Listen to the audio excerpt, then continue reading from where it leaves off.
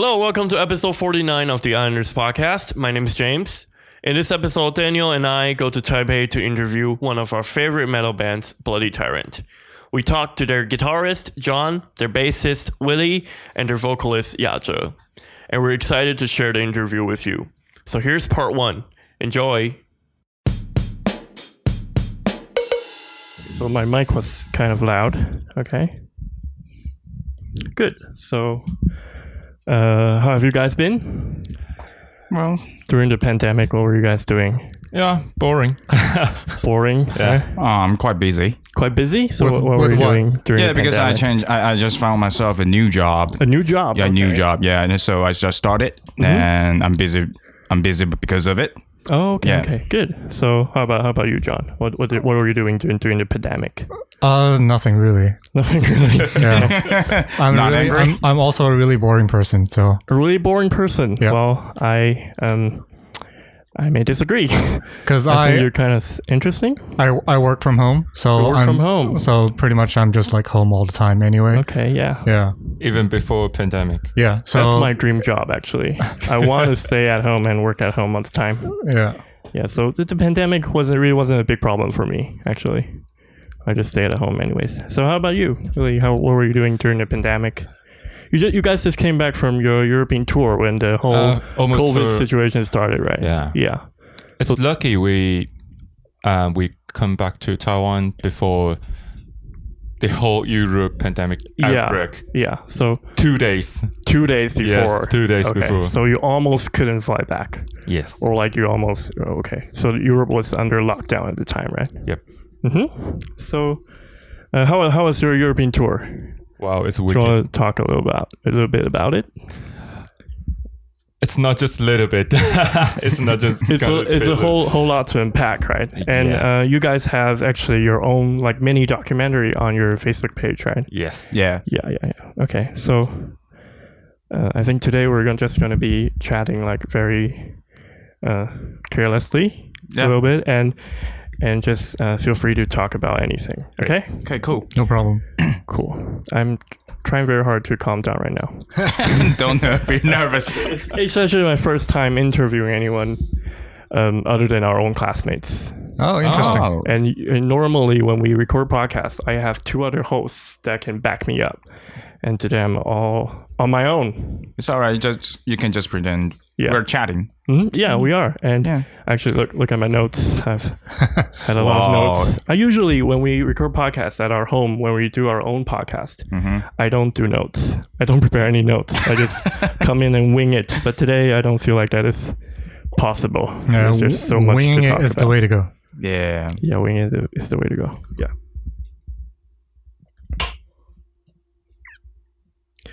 Okay, so let's begin then. Yep. Okay. Yeah. So thank you guys very much for joining us today. Our podcast is called the Islanders Podcast, and we talk about stories about Taiwan. And recently we were talking about the COVID situation in Taiwan, and also before that we were talking about like LGBTQ rights in Taiwan, or like the power issues in Taiwan. And so on this season of our podcast, actually, we're in season 4 of our podcast, and we wanted to talk about the stories of Taiwan. Okay. So we were very much interested in like Aboriginal stories in Taiwan. Yep. And so last episode, we actually talked about Aboriginal stories in Taiwan. Ooh. And so that ties in perfectly with your new album, right? Yes. Myth of exactly. the Islands, yeah. And so I've been following you guys for a long time. Oh. Since like way back when The Legends of Sun Moon Lake. Oh. Yeah. And so actually a long time fan. So I'm very excited to talk to you about your new album and also some of your past stuff. Okay? Cool. So actually, what are your plans for this year? So you just released a new album. And so what is your schedule now? Touring around Taiwan? Well, after coming back from Europe, it's quite weird to say touring around Taiwan because Taiwan is so small. Right? Yeah. Mm-hmm. In Europe, we should drive like 6 hours from city to city. Yeah. But over like 300-400 kilometers, like from city to city. Yeah. I think there was one day we drove about 8 hours. 8 out 10. I think it's 10 hours. No, it's 8 hours from Brandenburg to Budapest. To Budapest. Oh, okay. That's a long journey. Did you get car sick, actually? Did you get car sick? No. On a tour bus? Actually, we are all sleeping. Besides the driver. Yeah. Besides the driver. So I actually, my father is a tour guide in Europe. Oh, and interesting. I've been with him quite a few times, and actually, it was horrible for me. Driving through like Switzerland or like Germany was very very horrible. I got so car sick. Yeah. After we come back to Taiwan and I drive to Taichung. Before European to drive to Taichung is quite a long distance to me. It's quite tiring, yeah. But now it's just it's nothing, 1 day right? round trip. It's nothing. Yeah. That's nothing. Yeah. So do you have any interesting stories to share about your European tour? Oh, too many interesting. Too much, right? Yeah. So how long was the tour? 10 days. 10 days, okay. Yeah. Well, 10 days was 10 shows consecutively. Yeah. Oh, 10 shows. But we have like a few days prior and after. Yeah. Actually, I think it's 19 days. Actually, is it? I think it's 19 days. 3 weeks in total. 3 I weeks. think it was. Yeah, I think it's 19 days because I did the calculations. Okay, so you were touring with a Russian band, right? Yeah, Russian. One Russian. One They Russian, were the one- headliner and a Tunisian. Tunisian band. Oh, cool. Yeah. I've listened to a Tunisian band before. They're actually really cool. Yeah, they're cool. It's called They're cool. Myrath. Do you know? Oh, Myrath! I sung them Myrath. twice. You sung with them twice. Yeah. That's very cool. Yeah. Once in Japan and once in Wacken in Wacken, right? In Germany. Wacken in Germany. Yeah, that's cool. Because I think they have like a lot of like some similarities with the music that you do because they're also using elements of their own music in like Muslim related music into their metal music, kind of a fusion thing. Yeah. How did you find the European fans actually in Europe? And are they very different from Taiwanese metal fans? I mean, it's a lot different. A lot different. In Taiwan, there are more young people, like under 20. Like teenagers. Yeah, teenagers. But And in Europe, their age can be our parents. Their parents or grandparents, right? Yeah. And they've been to bands like since the 60s, 70s, Yeah. right? Yeah, we had like guys who looked like Gandalf, like Hands off. Okay. with like all white hair just coming out to our shows and stuff. So And wearing that's like really cool, wearing Nordic like Viking clothes. wear. Yeah. Okay, Sabaton Yeah. badges all around, right? Yeah. Yeah, that's very cool. So why do you think is the difference that European fans they have more like older fans, and in Taiwan, like we only have like these teenagers listening to bands? It's sad to say, but I think martial law history in Taiwan, yeah. has been influenced Taiwanese music scene a lot. Yeah. And actually, they've influenced one of your, maybe like one of the other bands in Taiwan called Phonic, right? Yeah, of course. You guys know, like they sing a lot of songs about, Yeah. talking about the tyrants in the past in Taiwan here. Yeah. During 70s, 80s, rock and roll is like thriving up in Europe and US. But in Taiwan, we're in martial law. So they had which sucks. this long culture of people going to bands, going to shows, like huge metal festivals. Yeah. And in Taiwan, we kind of lack this kind of culture. Yeah. Yeah. And I remember like in Metallica, they had a documentary about they going to the Soviet Union in the 90s. And then because Soviet Union, there was under lockdown, under the Iron Curtain in the 80s and 90s. And the first time they went there, it was like a whole field of people. Like a lot of people, crazy amounts of people. And Pantera was playing there, Metallica was playing there. And it was kind of like breaking down the Iron Curtain in a musical way, and also in a social way. So do you think, I think Taiwan is slowly growing through this kind of process? Yeah. Well, a lot like chasing up other countries' culture. Yeah. Okay, so do you think there are any differences between your like recording and your live show? Do you play like stuff different in your live show? Not really. Not really. Not really. Okay. We just actually play what CD plays. Oh, okay. So Yeah, you play like you play on the Try CD, our right? best. Yeah. Try our best to sounds like studio. Oh, okay, on the okay. stage. Yeah, because except some that, bands. Okay. yeah, yes. except that, you know, we have a lot of instruments that are not able to perform on stage, like live. Okay. Yeah. So those are handled by the backing track. Yeah, like MIDI instruments, right? Yeah, like some of in your recording, some of the instruments that are not actually real, like analog instruments, right? Or They were recorded and like analogly. Yeah. Okay.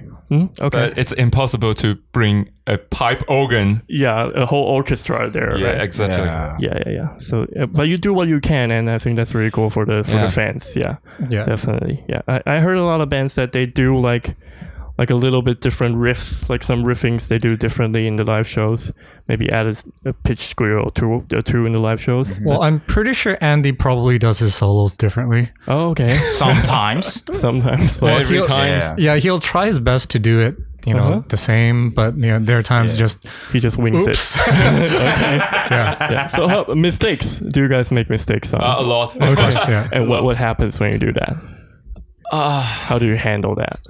We try not to let the fans notice. Oh, okay. Yeah, because I think it's maybe we're new to them, so that's our advantage, you know. So probably no one know. Okay, that's cool. That's interesting.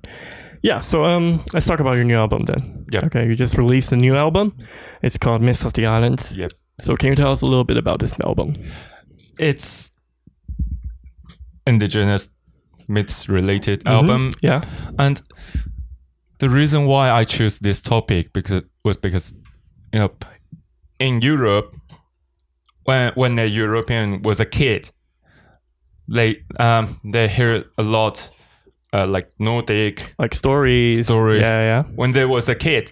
But in Taiwan, where's our stories? We seldom hear about stories, Yeah. right? Yeah, and all our stories are like whitewashed or like washed by, you know, or like censored by government, right? Some of them, yeah. And so actually, you remind me a lot of a band called Eluvietti. Do you know them? Yeah. Eluvietti. They also tell stories about like folk stories in Switzerland. Yeah. And so when I first heard your album, like back when in Legends of Samu Lake, I found similarities between you guys and their music, right? And you play like almost like the same kind of genre, right? And it almost seems obvious, you know, using like traditional folk music instruments into your metal music. But what inspired you to do that at the beginning?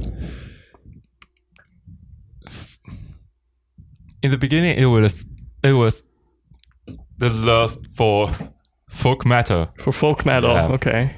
Yeah. Like, if you're doing folk metal, you're always using traditional instrument. So I was thinking, what traditional instrument can we use? So it comes up with pipa. Yeah, pipa. The first pipa.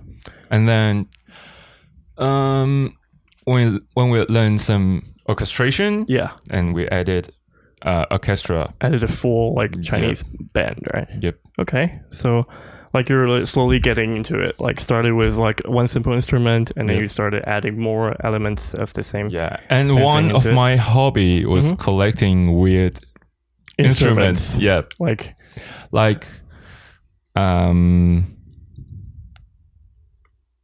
bouzouki. Bouzouki? Yeah, bouzouki. It's a ice string, like 4-string. Okay, 4-string. Yeah. Traditional guitar-like instrument. Guitar-like instrument. Yeah. Okay. Eluvietti used this. Oh yeah, as well. Yeah. They also use like the hurdy-gurdy, you know? Oh yeah, the one hurdy-gurdy. that you have to constantly like turn that. Yeah. And I really want one. I really want one. Can you buy one here? I bet it's expensive, right? It's quite expensive, but in Taiwan there's no manufacturer. Nobody making them. Nobody you have to buy them from like abroad. From Europe. Yeah, from Europe. And actually there's a brand of hurdy-gurdy made by the hurdy-gurdy player. Oh, okay. So in Eluvietti. So she made her own. She has her own brand. I actually saw, I think a few years back, that they made electric versions of it. Oh yeah. So you could just plug it in and then just amp it up. Yeah. So let's talk about your album cover of the Myth of the Island. So I was very interested when I first saw the album cover. I wanted to know what was the story behind it. It's a story it's one of the story in the album. Yeah. the song called The Antler. Yeah, okay. So you can see antlers. Yeah, for you guys listening on Spotify or anything like that, their album cover is actually an antler of a deer, right? Yeah. Yeah, and so also if you're listening on Spotify, you can check them out. Their album is on Spotify streaming right now, and also some of their previous works. Yeah, and it's combining antlers and Oomp. Yeah. So it's indicated that the story comes from the land which births us, right? Yeah. Oh, okay. That's very cool. So when we did our episode about Aboriginal stories, actually there are a lot of stories about our relationship with nature. Yeah. And how we fear nature, but also we receive like a lot of presents or treasures from nature. And that is very much a theme in your music also. Yeah. And I checked out one of your songs called The Whale. And I actually checked out the story behind it. It was quite cool. Yeah. It was like the story in One Piece, right? Yeah. Yeah. Like an island full of women. Yeah. And you forgot the times. He was eaten by a whale. And then sent to the woman island. Yeah. He was like fall into the ocean. Yeah. And sent to the woman island. The woman island. Yeah. And then the whale saved him back to his village. Well, there are, I think, multiple versions of the same. Yeah. There are story between different tribes, different clans. Yeah. So I think your albums are very much story driven, right? Yeah. So you've actually called it Insomnium as one of your influences in one of your past albums in Hakagure, right? Yeah, Hakagure. In Hakagure, yeah. And so, do you want to talk a little bit about that? Did they inspire you to write an album based on stories? Musical wise, Insomnium influenced Hagakure a lot. A lot, yeah. Yeah. Story, it's Hagakure is not a really story. It's not related. a story, yeah. But it's the new like one the is concept. Yeah, the like new one. Yes. The new one, the Myth of the Island is. Yeah. And so I wanted to talk about Insomnium and their album in 2016, which was The Winter's Gate. Yeah, I love that. And it was a whole album that was only one song. And then it was telling a story. Actually, they released also a book related to the story. And Nilo was a great writer as well. Yeah. So it was actually, you could read a story and listen to the music. And that's what I think is very interesting, because a lot of the time, like for me, generally, I associate a certain book or like a certain movie to a song or an album. Yeah. And so that brings us to another album that you've wrote. I think it's the one before Hakagure. It's the story, Solitary Eagle. Yeah, Solitary Eagle, which was also about a book. Yes. Yeah, so I think the concept behind that was quite cool, because we were talking about maybe like environmental issues. It's misunderstood, actually. It's misunderstood, okay. Yeah, about environmental issues. It's actually a political indicating album. Okay. Timeline-wise, it should be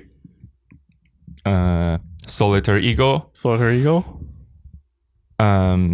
Overture of Salmon Lake, the EP. Oh, okay. And then the Legacy of Salmon Lake. Oh, okay. So it's like a prequel. It's like a prelude to your other albums. Yep. So actually, you can listen to 3 albums at the same time, and their stories are connected. Yes. Oh, okay. I didn't know that. That's quite interesting. Did you think about it when you wrote it, or did you sort of like pieced it through after you written it? Part of it. Okay. Yeah. So actually, of all the new stories in your new album, which one do you personally have a deeper connection with? Genesis. Yeah. So first song? Yeah, the first song. Yeah. First of all, every religion, every culture have their own Genesis idea story. Of Genesis, right? Yeah. Like in Christian, we have like Genesis. Yeah. And in China, they have their own Genesis story, like Peng. Yeah. Yeah. And how about you? I think it's Whale. Oh, the same song as well. Yeah. Oh, okay, One Piece song. Yeah, That's One Piece Whale, song. right? Yeah, because I think that song is, the melody sounds inspiring people. Yeah, makes people like face pumping stuff that. Yeah, I like that kind of stuff. Yeah. I really enjoy like the build up, like in the very first song of the album. You set the tone for the whole album. You sort of start with like an ambient kind of sound, and you slowly build up into it. You mean the first song, Genesis? Yeah, the first song of any album, actually. Like for you guys, it's Genesis, and for like one of my favorite albums, Shadow of the Dying Sun. The first song was like sort of a really good build up to what was going to happen in the album next. So how about you, John? Which song were you most connected with in this album? I'll probably have to say Whale as well. Whales, okay. Yeah, but it's more of the musical side rather than the musical side. And do you rather want to than the story elaborate on side. that? It's just one of the more, energetic songs, I guess. Energetic, okay. Yeah, to get the people moving. So like get a mosh pit started. Yeah. Like in a live situation, that song is probably one of the best songs off from the new album. The most fun song to play. Yeah, probably. Okay. The reason why I love Genesis was because we recorded the real pipe organ. Oh, cool. In Zhenli University. Oh, in a church, actually. In their church. Their church, yeah. Okay. So how was the process of recording that? How did you mic up that beast? Like a stereo microphone. A stereo microphone. Yeah, only a pair of stereo microphones because it's too big. We don't have any idea where to start. Yeah. It has like thousands pipes. 1,000 pipes. I originally thought that you had to pipe each one individually with like it's impossible. shotgun mic or something. And yeah, so you only use one stereo mic. Yep. Well, that's very interesting. And the ambient sound is built in because it's quite a distance. It's impossible to remove the ambient sound in the church. Oh, to remove the reverb in the church. Yeah. Right? So who was playing the pipe organ at the time? A pipe organ player called Zhan Shufang. Oh, okay. Who also the Taipei like choir teenager choir. Like oh yeah. Yeah. So actually, I have a bone to pick with you guys, which was during the Solitary Eagle album. In the first song of the Solitary Eagle album, I always thought that my headphone was broken because you guys panned it all the way to the right? In the first song, in the intro riff, you guys pan it all the way to the right. And then every time I listen to that song, I think my earphones are broken because the left side doesn't have any sound. Yeah. And then every single time, like really, that's kind of a problem for me. So what was the thinking behind that? Do you remember, or it was just building up a sense of space? Like, well, it's like a arrangement trick. Yeah. Okay. Yeah, which is a bad trick now. I think it sounded the riff was so powerful. I almost wish that it had both sides. The both sides to that riff. So let's talk a little bit about the band, right? So far each album in your discography has been with different topics, like from the Legends of Sun Moon Lake, talking about the Legends of Sun Moon Lake, to more political issues in the Solitary Eagle, and the spirit of the Japanese samurai in Hakakure, and now Aboriginal myths. So how do you actually go from one concept to a song? It's always story first. Yeah, and depends on how the mood of the story, and we writing music afterward. Yeah. So Willie, you're in charge of writing the lyrics. Are you? Yeah. Or writing after the Legacy of Sun Lake, I write all the lyrics. All the lyrics, yeah. And then John, do you write the guitar parts? Pretty much. Again, as Willie said, after the Legacy of Sun Lake, Willie does mostly everything. Oh, okay. So you're actually the bassist of the band, right? Yes. But you use the guitar also to write the songs? Yeah. Okay, cool. So do you usually start with the guitar or start with the bass line? I started with... you mean songwriting? Yeah, songwriting. How do you approach songwriting? Start with guitar. Oh, okay. Guitar. Okay. So actually, from the last album, Hakagure, you actually started writing in English. Yes. And so, what was the difference between writing in English and writing in Chinese? Well, English is not our mother tongue. Yeah. But so when we write in Mandarin, it's a lot. It's a lot difficult to jump out from the rabbit hole of Chinese literature. Oh, okay. Yeah. So I feel a bit limited. So I started try to jump out of your comfort zone. Yeah. A lot of what we're doing now actually is just throwing us into the deep end, into forcing you to use English all the time, and then somehow. But he's Canadian. Yeah, he's also the only person in your band that has a country. Yes. Yeah, which sucks. Yeah, so hopefully one day, right? That's why we always bully him, because he is one of the guy who has a country in our band. Okay. How does it feel to have a country? Well, it's nice. Well, nice. Yeah, it's nice. Yeah. Okay. So actually, a few years back, this topic I want to talk about is actually a few years back you were touring in China, right? Yeah. And actually at the time a lot of your songs were political. Yeah. So how did you deal with this kind of political juxtaposition, touring in China, and then how actually deal with that? They don't even know it's a political thing. They don't even know. They don't even know. Back then. Okay, Back then they don't even know. And how about now? Some of them. Was it tough at the time? Was Did you face any difficulties with the authority or anything? Not really, because to be honest, we weren't playing completely legally. Oh, right. Okay. Because if you really want to play completely legally, you have to apply with authorities and with the government and all that. Censor music. And yeah. But because we are a relatively small band, so we didn't go through any of the processes. Yeah. Okay. Right. So that's why they didn't check any of our stuff. Okay. So you got away with it. Yeah. Because otherwise, our band name would not even be allowed to appear. Oh, okay. Yeah, because it's a tyrant. Yeah. Bloody Tyrant. Yeah.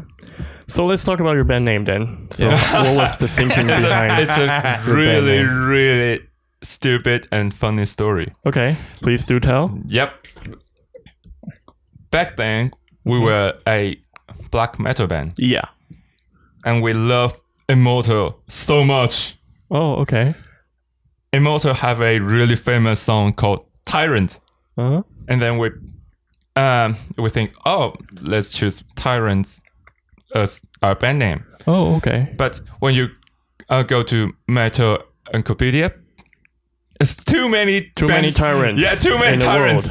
So you had to add an adjective in the beginning. Yeah, how about how about bloody? All right, bloody tyrant. Yep. Okay. And then our band name just fixed. So actually, when I first heard of you guys, when I first saw the name, I thought you were talking about Chiang Kai-shek, actually. Yeah. I think that wasn't actually the origin of it. I think that's our very first EP, right? What? Is it? EP?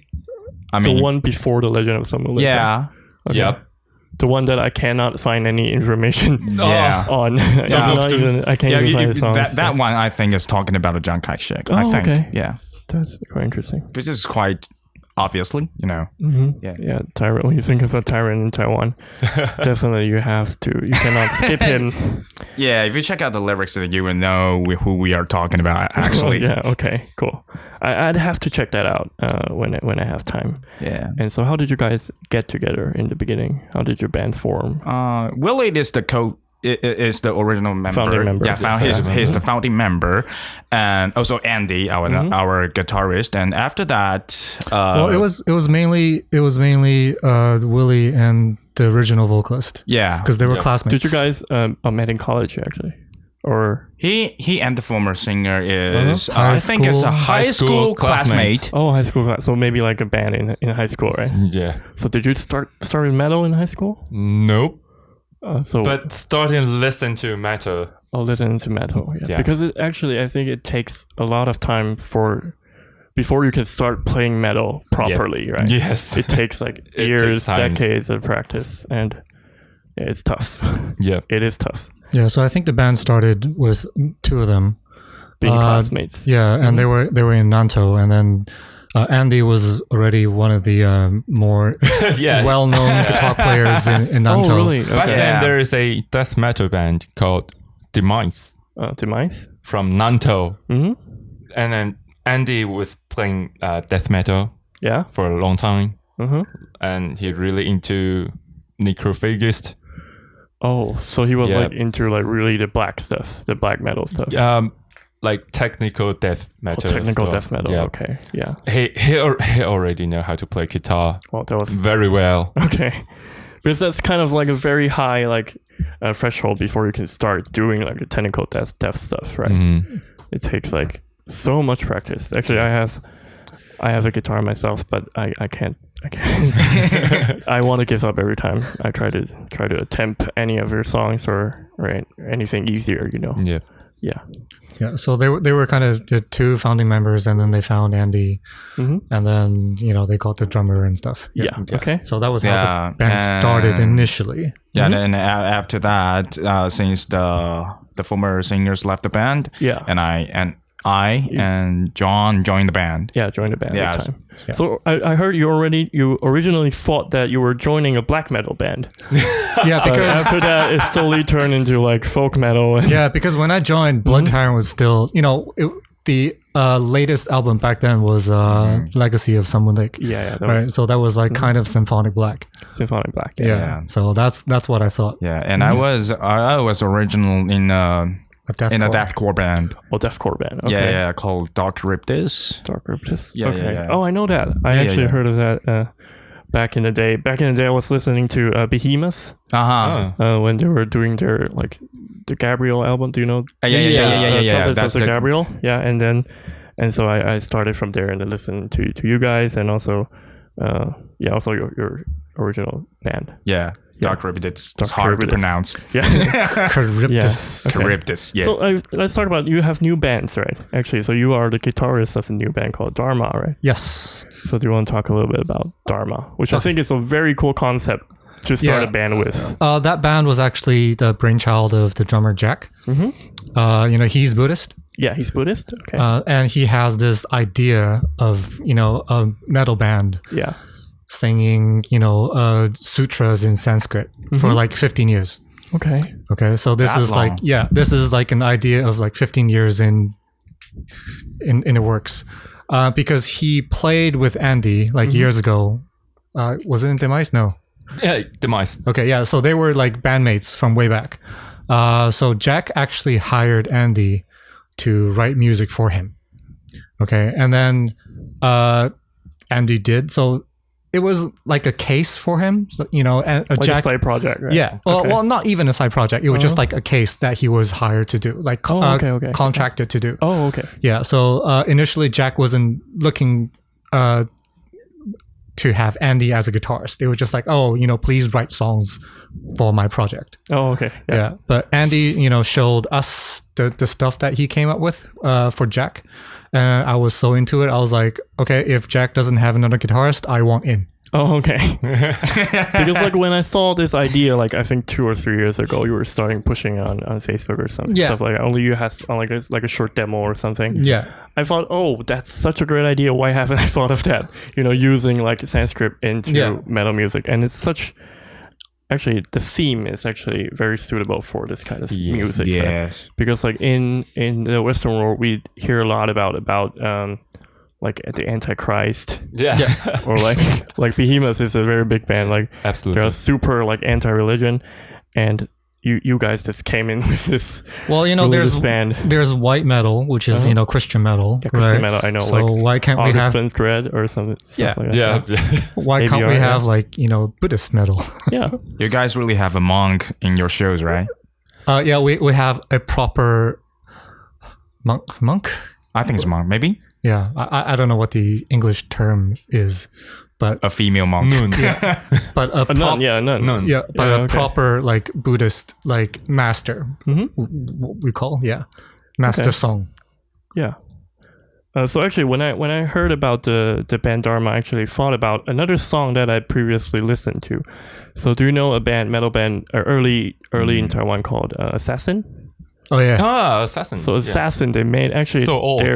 That's kind of a long time ago, right? So they're currently now in hiatus. They're not playing right now. They're not writing new songs, but I think their leader. They're brothers, right? There are two brothers in the band, and one of the brothers, he wrote an album which is Buddhist themed, actually. So in one of the songs, it was a metal song, and he talked about also like a monk and a monk with his love story. Oh, like a Tibetan monk and his love story. So that was kind of I know there are other like Buddhist metal bands out there like in the world, but Dharma is probably the first one to actually sing in Sanskrit with Sanskrit, all sutras. Oh yeah, but and there's no copyright problem. Because it was written like 2,000 years ago. And then we don't have to worry about lyrics. Because there's a ton of sutras that we could use. But to kind of finish off the story. So again, like I was saying, initially Jack was not looking to find a guitarist with Andy. But it just ended up being him. It was like, hey, he wrote the songs, he recorded them. Why not? He's already here, and why not? Why not start a band? So when is new stuff coming out? Or do you guys have a plan? Or it's in the works. Okay. We're finishing off recording, and it's gonna be. I think it's some songs already mixed, and which is I don't even know when the whole album's coming out. Okay, I'll be looking forward to it. So that's part 1 of the interview for you guys. Be sure to listen to part 2 this Saturday, and also remember to follow us on our social media, on Facebook, on YouTube, and all that good stuff. We'll see you on Saturday.